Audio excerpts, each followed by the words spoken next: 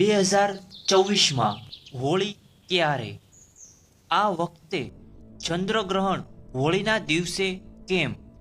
તો હવે જો હોળીના દિવસે ચંદ્રગ્રહણ હોય તો હોળી સાચી કઈ તારીખ પર? 2 માર્ચ કે 3 માર્ચ? અને જો 2 માર્ચ પર હોળી આવતી હોય તો ધૂળેટી ક્યારે?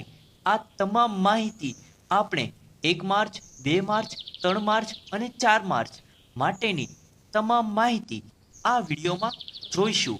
તો આ વિડીયોમાં હોલિકા દહન કઈ તારીખે કરવું, 2 માર્ચ કે 3 માર્ચ, આ માટેની માહિતી આપણે આ વિડીયોમાં વિસ્તારથી સમજવાના છીએ. માટે આ વિડીયો તમને જરૂર ગમશે તો વિડીયોને એક લાઈક કરી અને ચેનલને સબસ્ક્રાઈબ કરી દેશો. ચાલો હવે આપણે વિડીયોની શરૂઆત કરીએ. મિત્રો, ફાગણ સુદ પૂનમની શરૂઆત 2 માર્ચની સાંજે 5 કલાક અને 30 મિનિટે શરૂઆત થાય છે, એટલે કે પ્રારંભ થાય છે. અને પૂર્ણિમાની તિથિનો અંત 5 કલાક અને 30 મિનિટ 3 માર્ચ 5 કલાક અને 30 મિનિટની સાંજે પૂર્ણ થાય છે પૂર્ણિમાનો તિથિનો. પરંતુ આ વખતે 3 માર્ચની રાત્રે ચંદ્રગ્રહણ હોવાથી આ વખતે હોલિકા દહન 2 માર્ચે કરવામાં આવશે. શું તમને ખબર છે? નહીં તો પણ આ વિડીયોને સ્કીપ ન કરતા. માટે આ વખતે હોલિકા દહન 2 માર્ચના દિવસે કરવામાં આવશે. હોલિકા દહન, બરોબર. અને હવે આપણે તમે 1 માર્ચ વિશે જાણી અને ચોંકી જશો.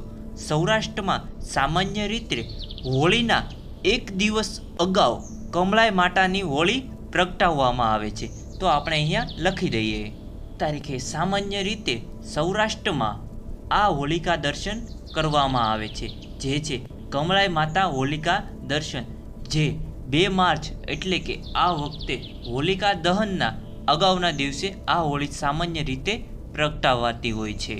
અને આ વખતેનું આપણે હોલિકા દહનનું શુભ મુહૂર્ત જાણી લઈએ.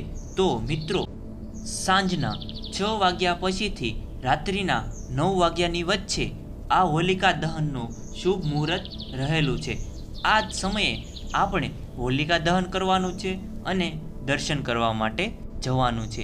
તે હતી આ તમામ માહિતી તમને આ વિડીયોમાં મળી ગઈ છે. હોલિકા દહન ક્યારે કરવું? તો પછી મિત્રો, ચાલો 2 માર્ચે હોલિકા દહન છે, તો શું ધૂળેટી 3 તારીખે રાખેલી છે? ના મિત્રો, ગવર્મેન્ટ પ્રમાણેના કેલેન્ડર મુજબ ધૂળેટી 4 માર્ચે જ રાખેલી છે, જે તમે અહીંયા જોઈ શકો છો. તો મિત્રો, તમને આટલી માહિતી જરૂર પસંદ આવી જશે. તો આ વિડીયોને લાઈક કરી અને આવી જ અન્ય માહિતી જોવા માટે અમારી ચેનલને સબસ્ક્રાઈબ કરશો.